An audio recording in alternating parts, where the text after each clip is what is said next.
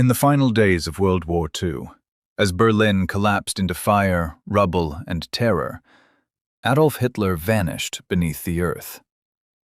Not into legend, not into exile, but into a bunker, a concrete tomb beneath a dying city.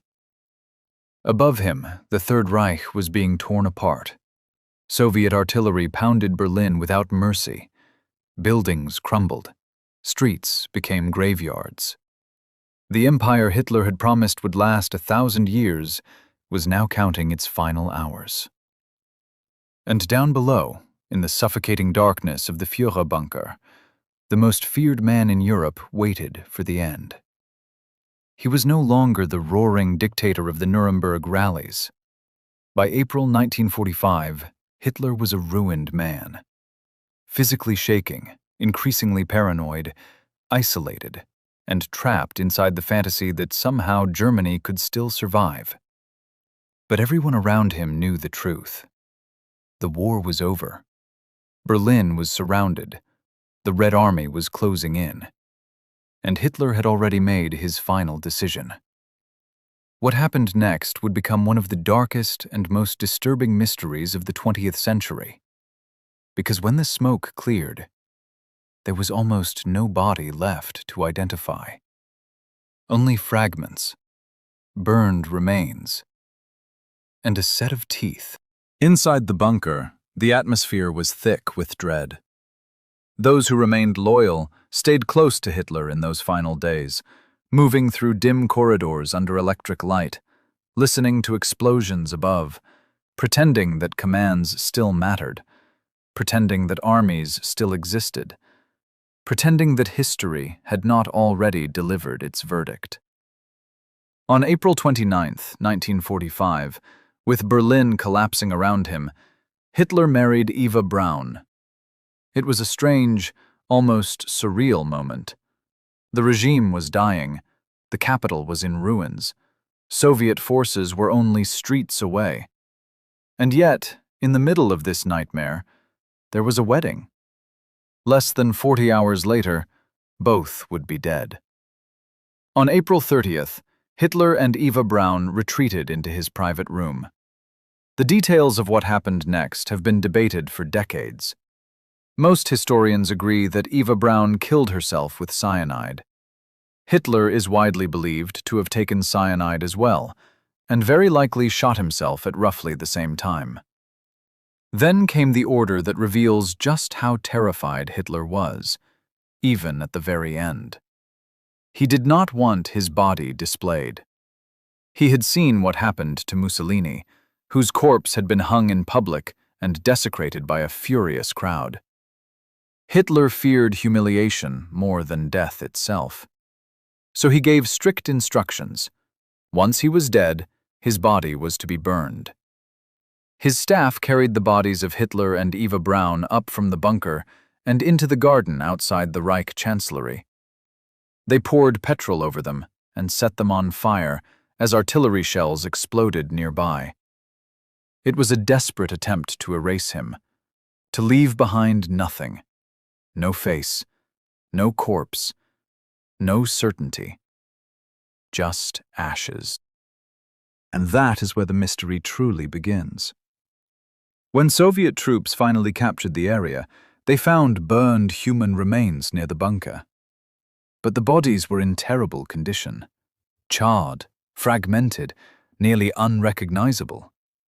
There would be no easy visual identification, no intact face, no simple forensic confirmation. And because the Soviets quickly wrapped the discovery in secrecy, rumors began spreading almost immediately. Had Hitler escaped? Had he fled through underground tunnels? Had he used a double? Had he reached Spain, Argentina, somewhere deep in South America? These theories would survive for decades, and for one simple reason. The body was too damaged for the world to see. But hidden among the burned remains was something far more useful than a face. A mouth. Or more precisely, dental work. And that would become the key to solving the final mystery of Hitler's death. Few people realize just how poor Hitler's dental health was. By the end of his life, his mouth was in terrible condition. He had missing teeth, extensive bridgework, crowns, metal fittings, and highly specific dental restorations.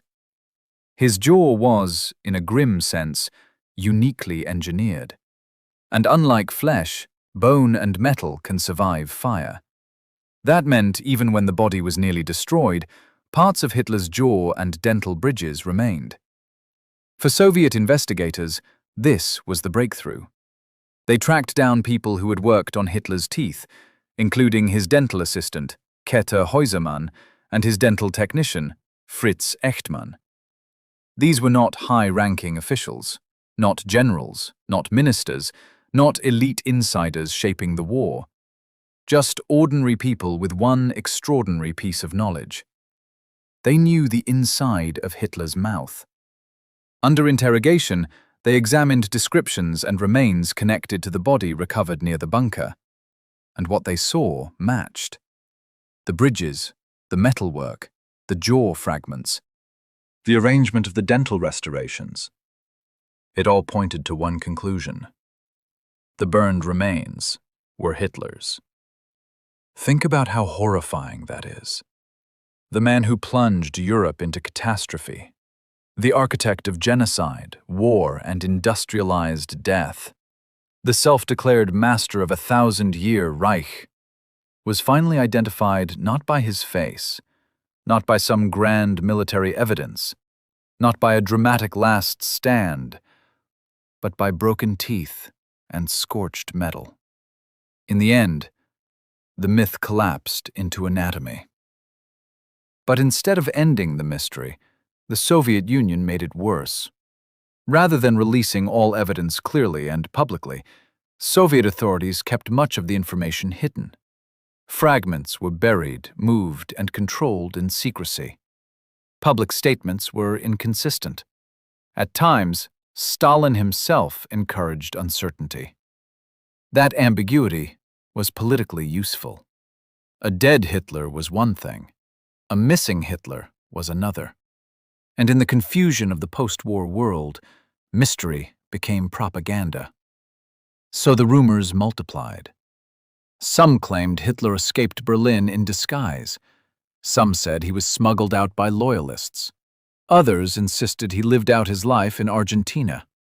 Books were written, conspiracy theories spread, fake sightings appeared for years. The absence of a publicly presented body gave these myths oxygen. And yet, behind the scenes, the dental evidence remained one of the strongest pieces of proof. This is what makes the story so disturbing. The truth existed, but the truth was buried under ash, secrecy, and politics. Decades passed. The war became history. Witnesses died. Empires fell. Archives opened. And still, the question lingered in popular culture. Did Hitler really die in the bunker? For serious historians, the answer had long been yes.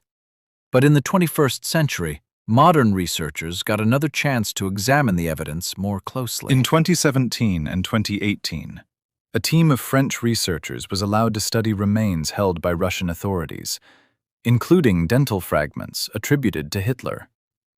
Their findings were powerful. The remains matched Hitler's known dental records. The structure, the prosthetics, the metalwork, all were consistent with historical documentation. There was no evidence of escape, no sign of a secret life in exile, no hidden ending in another continent. Just the same grim conclusion history had pointed to all along. Hitler died in Berlin in 1945, and the proof was in his teeth. There is something deeply unsettling about that ending, not because it redeems him, nothing could, but because it strips away the myth. For years, conspiracy theories tried to turn Hitler's death into a thriller, a disappearance, an unsolved riddle. They imagined secret flights, hidden submarines, protected compounds in foreign lands. But the real ending is darker, smaller, and more pathetic. A dictator trapped underground, a collapsing city above him, a final marriage in a bunker. Poison, gunfire, fire, and then silence.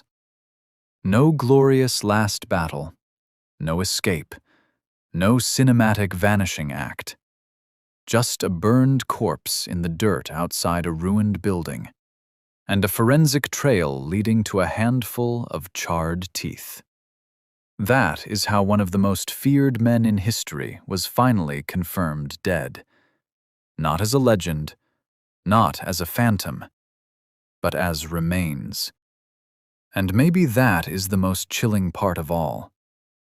A man who once controlled millions, who unleashed horror across continents, who believed himself destined to shape history forever, was reduced in the end to a dental record.